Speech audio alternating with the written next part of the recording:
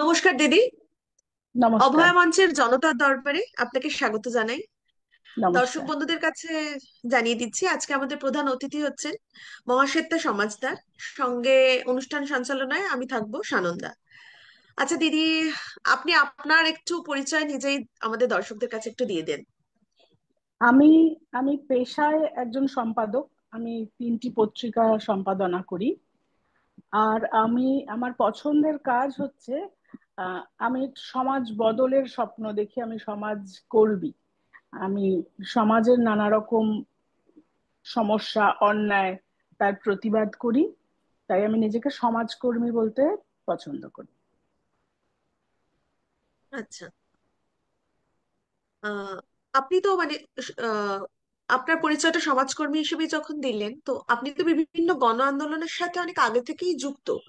তো সেটা কিভাবে মানে এই সমাজের বিভিন্ন গণ আন্দোলনের সাথে কোন কোন পর্যায়ে যুক্ত হয়েছেন সেই ইতিহাসটা যদি একটু বলেন। একেবারে শুরুতে 95-96 সালে তখন রাজনৈতিক বন্দীরা মানে মুক্তি না পেয়ে জেলখানায় থাকতো। এইটা একটা রাজনৈতিক বন্দি মুক্তি আন্দোলনে জুটেছিলাম। সেটা তখন খুবই কম বয়স। এটা আমি ভেবে বার করলাম এটা আমার প্রথম আন্দোলনের সঙ্গে জোড়া। কিন্তু তারপরে আসলে 2014-র পর থেকে বিশেষ করে কেন্দ্রীয় সরকারের নানা রকম অন্যায়, নানা রকম উম, অন্যায্য কাজকর্মের প্রতিবাদ করেছি। এনআরসিসি এর বিরুদ্ধে রাস্তায় নেমেছি। যখন কাঠুয়ায় ধর্ষণ কাণ্ড হলো তখন রাস্তায় নেমেছি। এরকম করতে করতে এনআরসিসি এর সময় একটু বেশি জড়িয়ে আমরা পার্ক সার্কাসে, বারবার পার্ক সার্কাসে ওই জমায়েতে যেতাম। আর তারপরে নো ভোট টু বিজেপি বলে যে ক্যাম্পেইনটা, সেটার আমি অন্যতম আহ্বায়ক সদস্য। এবং আচ্ছা। আমরা এবং এখন তো অভয়ার আন্দোলন, গত 1 বছর ধরে অভয়ার আন্দোলনের সঙ্গে জড়িয়ে আছি। তো সেখান থেকেই আপনার অভয় আন্দোলনের সাথে যুক্ত হওয়া তাহলে। হুম। আচ্ছা। অভয় আন্দোলন তো ধরুন মানে আজ একটা বছর ধরে এই সাধারণ নাগরিক রাস্তায় থেকে অভয় আন্দোলনটাকে রাস্তায় জিয়ে রেখেছে, রাজপথে তারা আছে। তো এই অভয় আন্দোলনকে কি আপনি বাকি পাঁচটা গণ আন্দোলনের মতনই দেখেন, না অভয় আন্দোলন কোথাও না কোথাও এই বাকি গণ আন্দোলনগুলোর থেকে আলাদা কিছুটা হলেও? না, আসলে প্রত্যেকটা গণ আন্দোলনই একটা আরেকটার থেকে আলাদা। যেমন ভারত ছাড়ো আন্দোলন একটা আন্দোলন ছিল, কৃষকদের আন্দোলন একটা আন্দোলন ছিল, এনআরসি এর আন্দোলন একটা আন্দোলন ছিল। কিন্তু আসলে কথা হচ্ছে যে আন্দোলনের যে ইস্যুটা, সেটাকে যারা আন্দোলনে নেমেছে তারা যতটা আপন ভাববে ততই আন্দোলন সফল হবে। কিন্তু আরেকটা দৃষ্টিও সজাগ রাখা দরকার যে আমি একটা ইস্যুকে আপন ভেবে রাস্তায় নামলাম, আমার এই আবেগকে কাজে লাগিয়ে অন্য কোনো স্বার্থান্ধ গোষ্ঠী তার নিজের স্বার্থ চরিতার্থ করে ফেললো কিনা, এটাও আন্দোলনকারীর সজাগ দৃষ্টিতে মাথায় রাখা উচিত। আমরা আমাদের প্রতিবেশী দেশে দেখেছি, শেখ হাসিনার একদম। অন্যায় ছিল, কিন্তু তার বিরুদ্ধে যে বিপুল জন আন্দোলন হলো সেটাকে কাজে লাগিয়ে একটা মৌলবাদী শক্তি বাংলাদেশ শাসন করছে। মানে আমরা কার হাতের খেলা পুতুল হয়ে গেলাম কিনা সেটাও দেখা সবকটি আন্দোলনের ক্ষেত্রেই সত্যি। অভয়ার আন্দোলন একটা অসম্ভব আবেগের জায়গা। অভয়া যে নির্যাতন অন্যায়ের শিকার হয়েছে আমরা প্রত্যেকটি মানুষ জানি। মেয়েরা, ট্রান্সকুয়ার মানুষরা তাদের নিজেদের অভিজ্ঞতা দিয়ে সেই অসহায় মুহূর্তটাকে চিনতে পারে। আমরা তার শেষ দেখতে চাই, কিন্তু সেই শেষ দেখবার লড়াইয়ে আমরা আছি যতক্ষণ না শুধু আমাদের এই একটি অভয়ার বিচার হবে, শাস্তি হবে, সে তো হবেই। আমরা এমনকি সেই সমাজে নিয়ে যেতে চাই নিজেদের, যে সমাজে আর একটিও অভয়া হবে না। এই করতে করতে যদি দেখা যায় অন্য একটি দল যাদের নারী নির্যাতনের আহ, উজ্জ্বল ইতিহাস আছে, তারা আমাদের পাশে দাঁড়িয়ে ভাবে যে তারা আমাদের রক্ষা করতে এগিয়ে এসেছে, তাদের সপাটে ফিরিয়ে দেওয়াটাও আমাদের আন্দোলনকারীদেরই দায়িত্ব। একদম, একদম ঠিকই বলেছেন। মানে ব্যাপারটা হচ্ছে যে আমরা কার বিরুদ্ধে লড়ছি, লড়তে গিয়ে দেখা গেলো এমন কিছু মানুষের হাত না ধরে ফেলি যে সেই উদ্দেশ্য বা সেই লক্ষ্যবস্তু থেকে আমরা শুধুমাত্র মানে ভ্রষ্ট হয়ে গেলাম, শুধু এমন নয় যে হয়তো তার থেকেও বেশি কিছু তার ক্ষয়ক্ষতি স্বার্থ আমাদের হয়ে আমরা গেল। সিদ্ধ করে ফেলছি, তার এজেন্ডায় আমরা একদম। সায় দিয়ে ফেলছি। এইটা সায় যেন দিয়ে না ফেলছি হয়, তার এইটা সব তার আন্দোলনের ক্ষেত্রেই। অভয়ার আন্দোলনকে আমাদের যত্ন একদম। করার দরকার। অভয়ার আন্দোলনে আমাদের আমরা যেন সজাগ থাকি, সযত্ন থাকি। আমরা যেন অভয়ার আন্দোলনকে অন্য কোনো স্বার্থের আহ, আমরা তাদের স্বার্থান্বেষী কোনো গোষ্ঠীর না হাতের পুতুল হয়ে যায়, সেটাও আমাদের অভয়ার আন্দোলনে। অভয়ার আন্দোলন এখনো একটা অমিত সম্ভাবনাময় একটা আন্দোলন। ফলে এই আন্দোলন সম্বন্ধে এক্ষুনি বলার সময় আসেনি যে এটা কি হয়েছে, এখনো এর অনেক কিছু হতে পারে। সেই যে রাস্তা, সেই রাস্তা যখন তখন সেখান থেকে বিচ্যুত হবারও সম্ভাবনা আছে। ফলে আমরা যেন সেই সজাগ ভাবে এই আন্দোলনটার মধ্যে থাকতে পারি। বেশ। অভয়ার মতন মানে আমাদের দেশে এর আগেও এরকম ধর্ষণ এবং খুন হয়েছে, এবং অভয়াকাণ্ডের পরেও মানে আমাদের অভয়া মঞ্চের 10 দফা দাবির মূল দাবি ছিল যে আর একটিও যেন অভয়া না হয়। কিন্তু ঘটনাচক্রে অত্যন্ত দুর্ভাগ্য যে এরপরেও বহু অভয়া আমাদের রাজ্যে এবং আমাদের দেশে হয়েছে। কিন্তু গত 14ই আগস্ট যে বিপুল সংখ্যক লোক রাস্তায় নেমেছিল, এই যে একটা গণ অভ্যুত্থান, এটা কিন্তু এর আগে পশ্চিমবঙ্গে দেখা যায়নি এক কথায়। তো এই এত সংখ্যক লোক যে রাস্তায় নেমেছিল সেদিন, আপনার কি মনে হয় মানে এর কারণটা কি? এক তো এটা তো ঠিকই, আমরা মানে যতদিনের ইতিহাস আছে ততদিন ধর্ষণেরও ইতিহাস আছে, যতদিন মানব সভ্যতার ইতিহাস আছে, যখন থেকে পিতৃতন্ত্রের সূচনা তখন থেকে ধর্ষণের ইতিহাস। এবং ধর্ষণে বিচলিত হওয়ার ঘটনাও আমাদের এখানে কম ঘটে। কিন্তু ঘটেনি তাও নয়, আমরা নির্ভয়ার ক্ষেত্রেও দেখেছি আলোড়ন হতে। এবং অভয়ার ক্ষেত্রে, অভয়া যেহেতু একটি আদর্শ, মানে আমাদের মধ্যবিত্ত সমাজের যে আদর্শ হয়, মেয়েটি কোনো প্রেমিকের সঙ্গে সিনেমা দেখতে যাচ্ছিল না। মেয়েটি তার ডাক্তারির কর্তব্য শেষ করে ডাক্তারি কর্তব্যের মাঝে বিশ্রাম নিচ্ছিল তার নিজের কর্মস্থলে। এই পরিস্থিতিতেও তার এরকম নিরাপত্তাহীনতা, এতে যে মধ্যবিত্ত মানুষ যারা প্রত্যেকের স্বপ্ন যে তাদের সন্তান লেখাপড়ায় ভালো হবে, তারপর একদিন ডাক্তার ইঞ্জিনিয়ার হবে, এরকমই মানুষ আমজনতা স্বপ্ন দেখে। এমন একটি স্বপ্নের সন্তান, তার স্বপ্ন তছনছ হয়ে গেল, তার ভবিষ্যৎ শেষ হয়ে গেল, তার জীবন শেষ হয়ে গেল।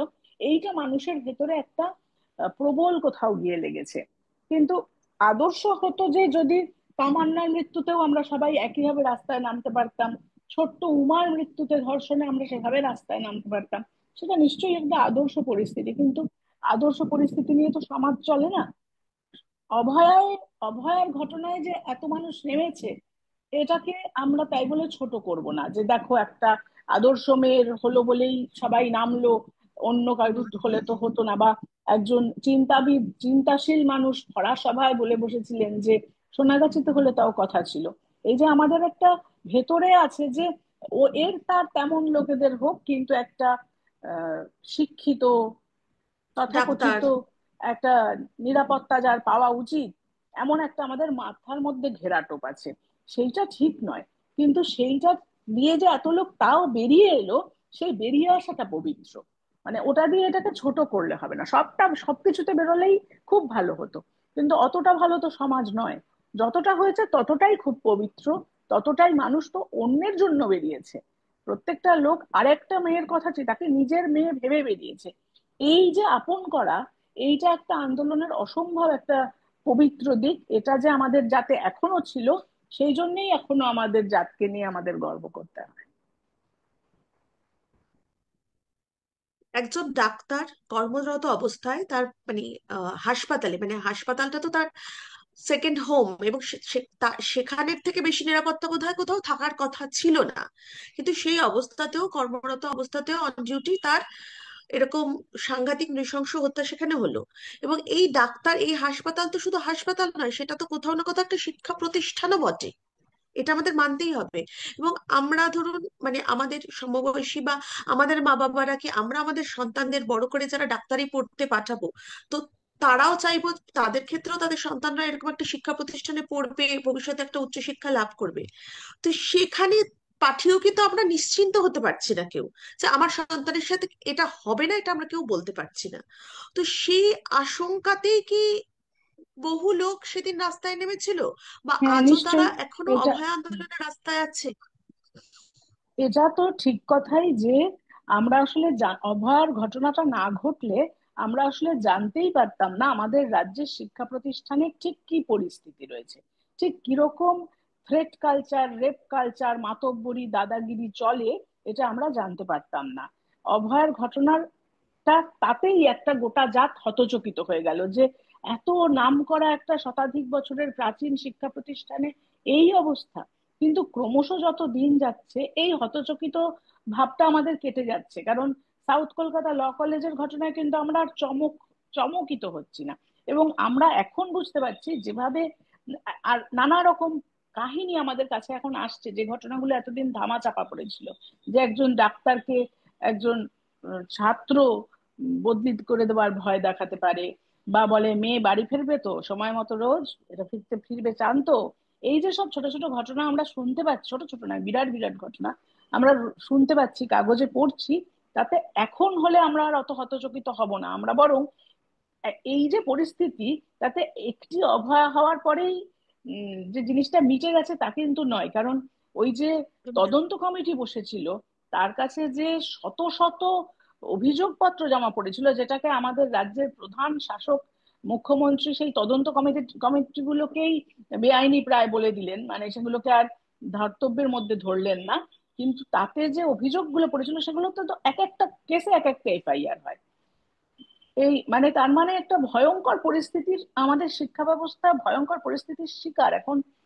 শিক্ষা ব্যবস্থাটা ভয়ঙ্কর অরাজকতা এবং দাদাগিরি, মাতব্বরি, থ্রেট কালচার, রেপ কালচার সবকিছু চলছে। প্রথম হতচকিতটা হয়েছিল এবং লোক রাস্তায় নেমেছিল, এটা ঠিক কথা, কিন্তু এখন আমাদের কাছে আবার আরো এত তথ্য আছে যে আমরা বুঝতে পারছি যে এটা এর আগের যে অনেক মৃত্যু যেগুলো আত্মহত্যা বলে চালানো হয়েছে, সেগুলোও আসলে এরকমই মৃত্যু। আরজি করেও এরকম মৃত্যুর খবর আমরা পেয়েছি। আচ্ছা, এই বছরও তো ধরুন 14ই আগস্ট অভয়া মঞ্চের ডাক রয়েছে, রাত দখল এরকমও কর্মসূচি রয়েছে। তার আগে ধরুন 9ই আগস্টেরও আমাদের অভয়া মঞ্চের কর্মসূচি রয়েছে, জুনিয়র ডাক্তারদের কর্মসূচি রয়েছে।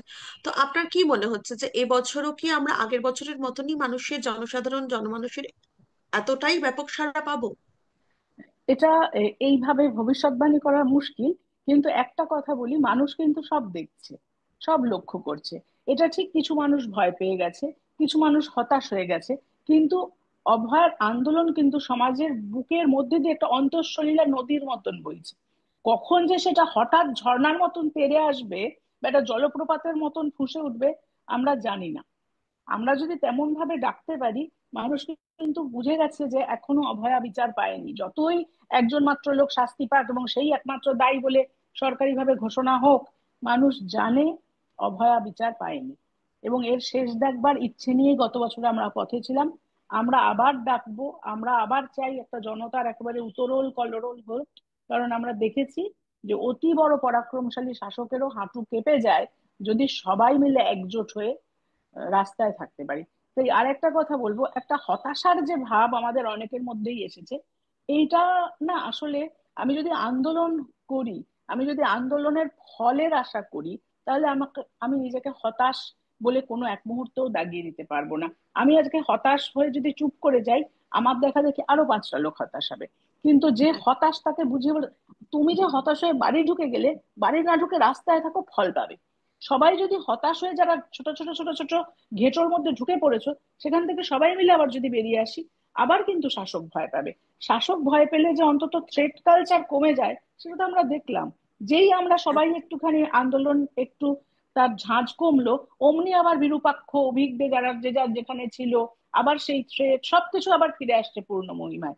আবার যদি জনতা একটা রাগ দেখিয়ে ঘুরে দাঁড়ায়, দ্রোহের কার্নিভালে যেরকম হয়েছিল, সেই রকম একটা জিনিস যদি আমরা আবার নিয়ে আসতে পারি, নিয়মিত নিয়ে আসতে পারি, এবং শেষ পর্যন্ত যদি একটা এরকম একটা জোটবদ্ধ জনসমাজ থাকে যাদের শাসক ভয় পাবে, সেটাই এই আন্দোলনের প্রাপ্তি হবে, আশা করছি হবে।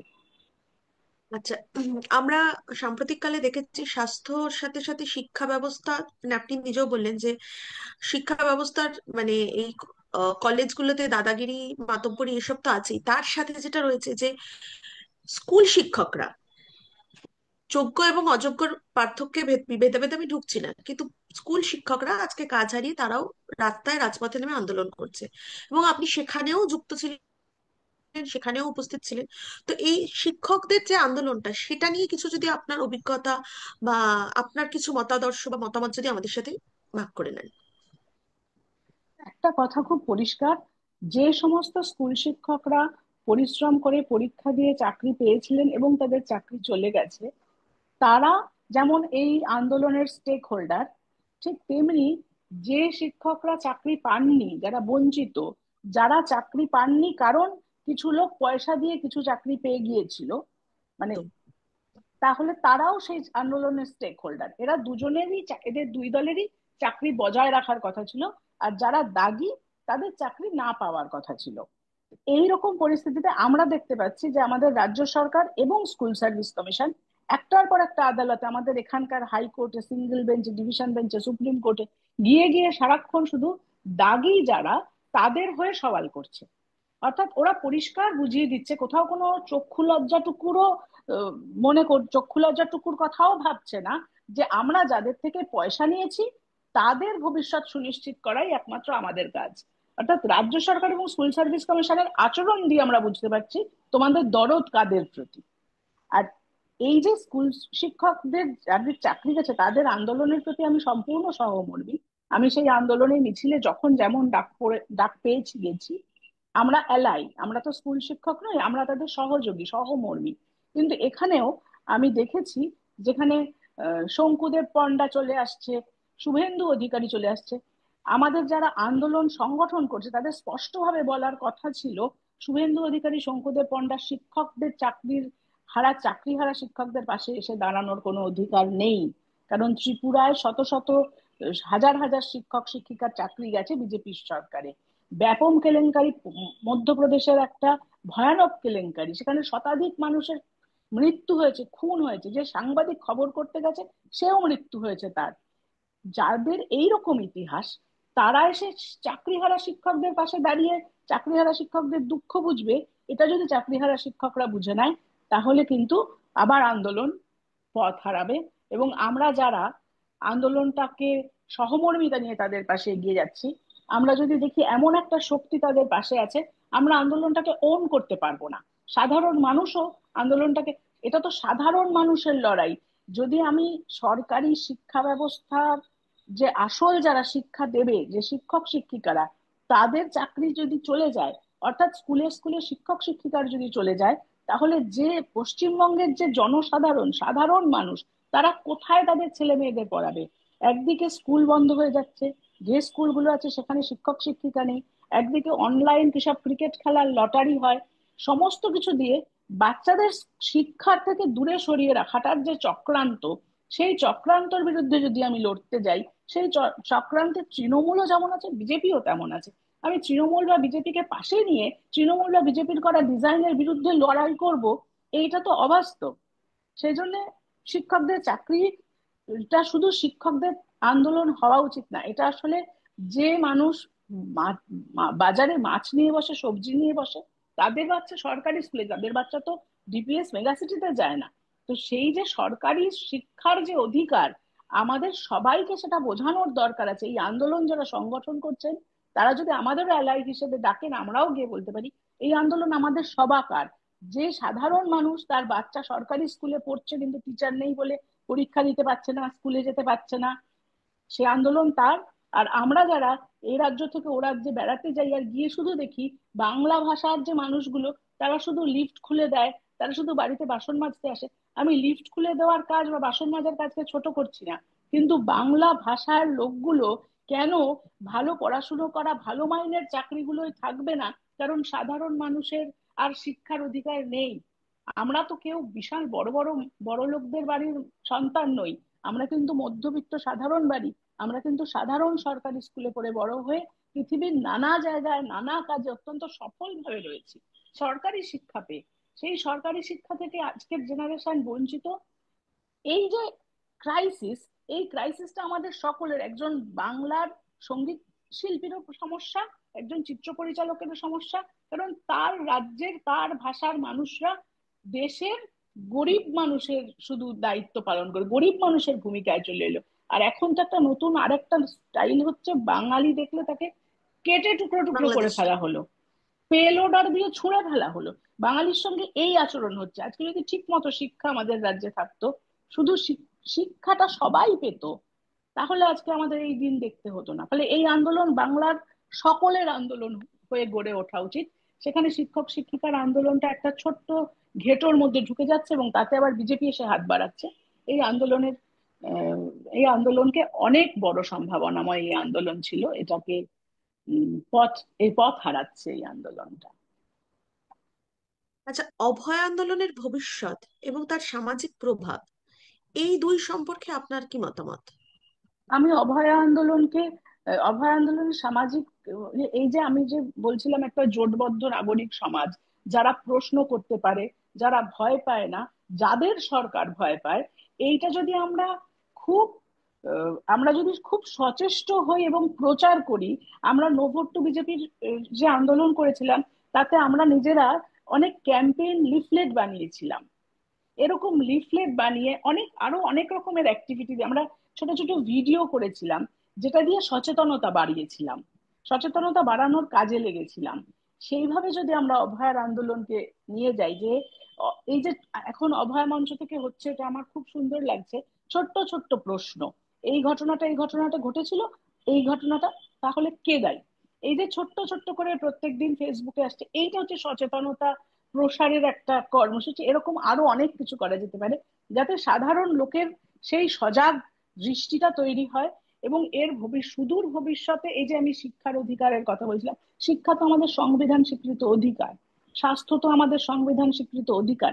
আমরা যদি তেমন একটা সপ্রশ্ন, সজাগ এবং সাহসী জাতিতে পরিণত হতে পারি এই অভয়ার আন্দোলনকে ভিত্তি করে, তাহলে অভয়ার আন্দোলনের শুরু যেখান থেকে, সেই শিক্ষাঙ্গন, সেই স্বাস্থ্যের অঙ্গন, এইগুলো থেকে, এইগুলোতে আমাদের অনেক অধিকার পাওয়ার আছে।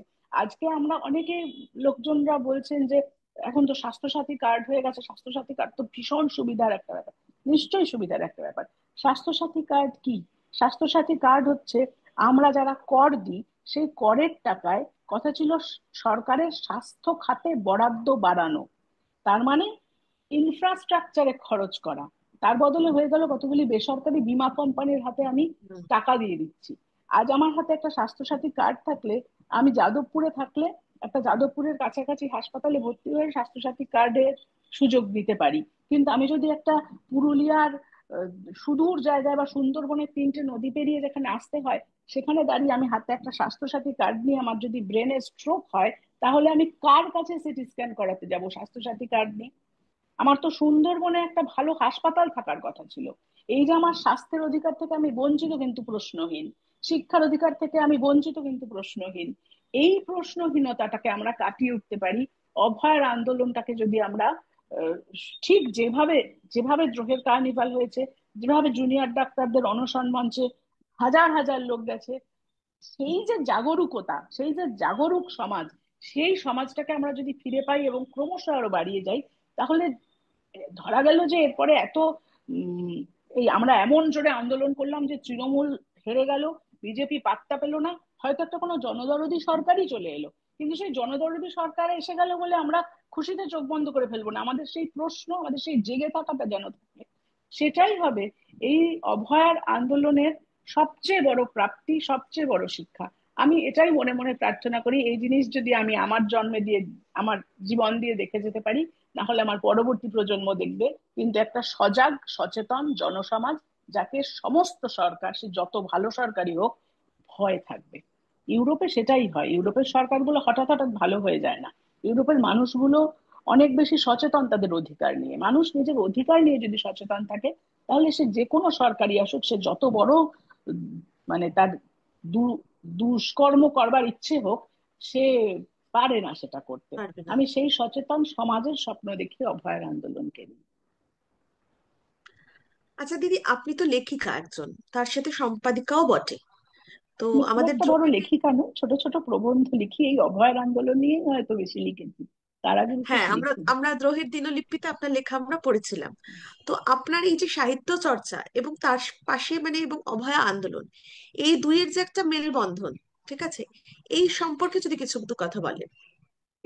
এটা আসলে একটা জিনিস, একটা নবনীতা দেবসেনের একটা লেখা পড়ে আমার প্রথম এই দিকটার কথা মনে হয়। নবনীতা দেবসেন তখন এনআরসি সবে আসছে, এনআরসির কথা শোনা যাচ্ছে, তখন নবনীতা দেবসেন লিখেছিলেন ওই রোববারের যে ওনার একটা দক্ষিণের বারান্দা বলে একটা ফিচার ছিল, তাতে উনি লিখেছিলেন যে যারা বুঝতে পারছো একটা অন্যায় হচ্ছে, তোমাদের কর্তব্য লিখে ফেলা, তোমাদের কর্তব্য তোমাদের বোঝাটাকে আরো অনেক জনকে বুঝিয়ে ফেলা, যারা লিখতে পারো এটা তোমার কর্তব্য। আমি ওই ঘটনার পর থেকেই ইনফ্যাক্ট তখন ওই 2015-16 হবে, আর তখনই বিজেপির একের পর এক দুষ্কর্ম আমাদের সামনে আসছে, মানে ডিমনিটাইজেশন থেকে শুরু করে একটার হুম। পর একটা।